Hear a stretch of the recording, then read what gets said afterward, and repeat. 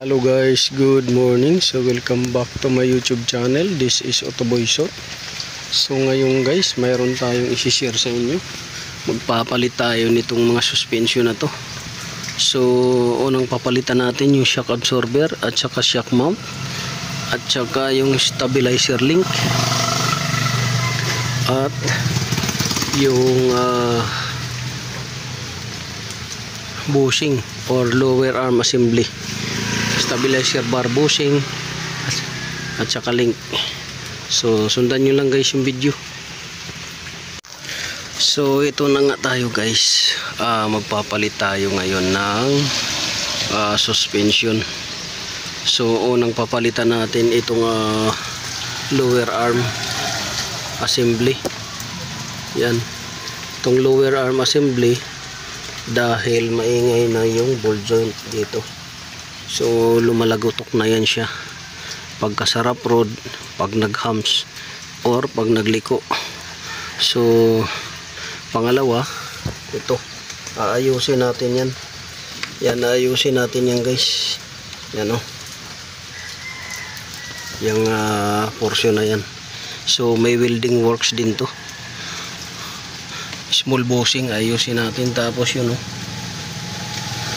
big bushing ayusin din natin yun. So dito ayusin natin dahil na modified na to. Dito naman ayusin natin dahil minodified na rin yan. So pati dito sa ball joint. So isang assembly yung gagawin nating pamalit dyan, isang assembly.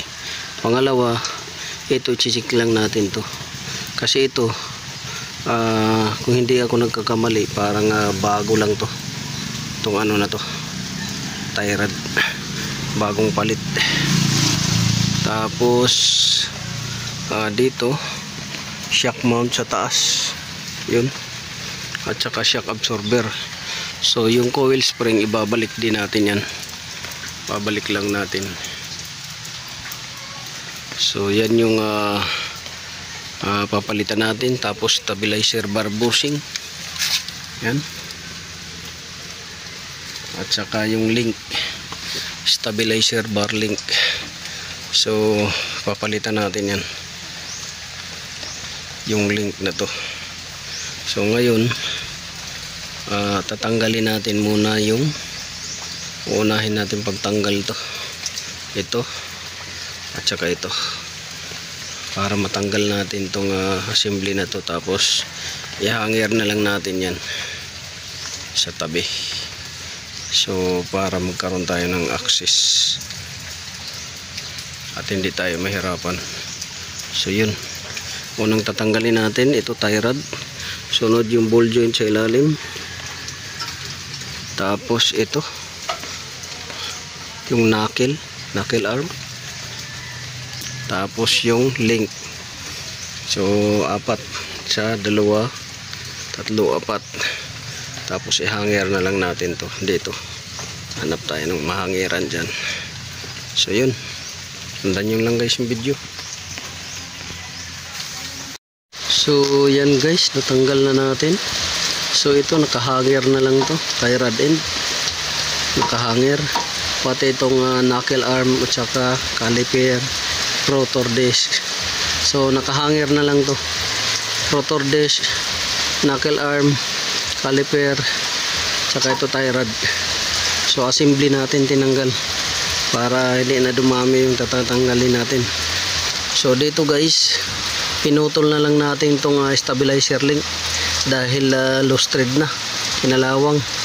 So pinutol na lang natin yan, pati dito yan, pinutol natin dito sa likod yan. Dahil pagka inikot mo to tornilyo, sumasama na buo yung pati sa loob at hindi na lumalabas dahil ayan kalawang, wala nang thread, wala na, pati dito wala nang thread. So ang natira na lang itong bushing dito, stabilizer bar bushing. Ito i-grind na rin natin to, puputulin ito, grind natin yan, putulin.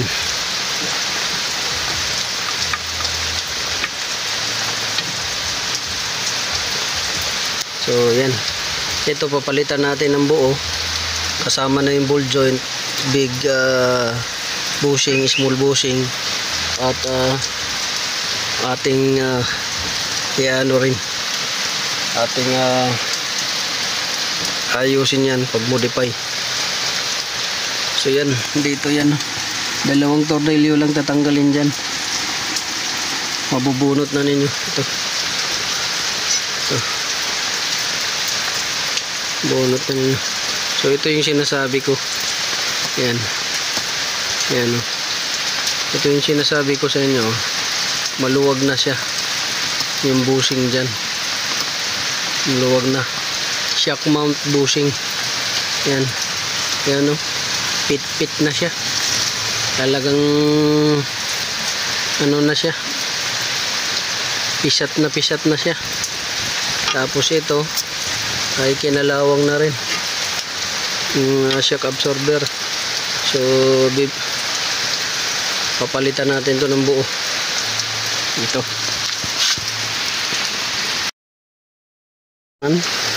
Sa kabila, so nakahanger na rin tong tie rod end, ito nakahanger na. So assembly rin yung pagbunot natin sa kabila, knuckle arm kasama yung rotor dish, kasama yung caliper, assembly. So hinanger lang natin dito para hindi siya nakababa, nakalaylay, kasi masisira yung hose. So ngayon assembly yung pagkabunot natin para kunti lang din, isang bunutan lang. Tapos dito ganun rin, dalawang tornilyo sa loob, 14, at mabubunot na ninyo. So dito assembly rin, kasama na yung ball joint, small bushing doon, at saka doon sa big bushing, assembly na. Tapos ayusin din natin yun, yung ano na yan, yung arm nya. Tapos dito pinutol na rin natin, ayan, pinutol na natin dahil ganoon rin sa kabila, kaparehas dito, umiikot na lang yung bolt, wala nang thread, kinain na ng kalawang.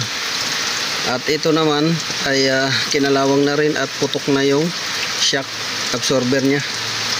Tapos pinutol na rin natin dito ito, dahil hindi na mabunot. Tapos dito ganun rin, pisang pisa rin, kita nyo yun, pisang pisa siya, wala na yung shock mount bushing, yan. Ito may babalik natin to, itong shock mount plate, pero yung bushing papalitan talaga, yan. So ganun lang. Ang natitira natin na tatanggalin, itong stabilizer bar bushing at saka itong arm. So welding works ang gagawin dito. Hindi tayo makapag welding dahil maulan, ayan, baka mamaya matsambahan tayo makuryente. So sana umaraw bukas, sana umaraw bukas, or kahit hindi umaraw, basta hindi ulan, makapagsimula tayo dito. Pero kung ulan, ito lang munang gagawin natin, bar bushing, tapos kakabit natin yung ito, shock absorber at saka yung mount. Tapos para ito na lang matira, welding works. So yun lang, ito na, yan, yung dalawa na yan. So maulan kasi guys, yan, maulan, basa, kaya hindi tayo makapag diretsahan na trabaho dahil unang-una magwi-welding kasi tayo, kaso maulan, basa yung sahig. So yun, ganun lang. So ang issue nito guys ay lagutok sa hams, lagutok pag nagliko, rattle noise sa rough road, pag nagpreno ka may kasamang lagutok rin. So yun, This is Autoboyson. Sana nakakuha kayo ng konting kalaman. Suspension issue.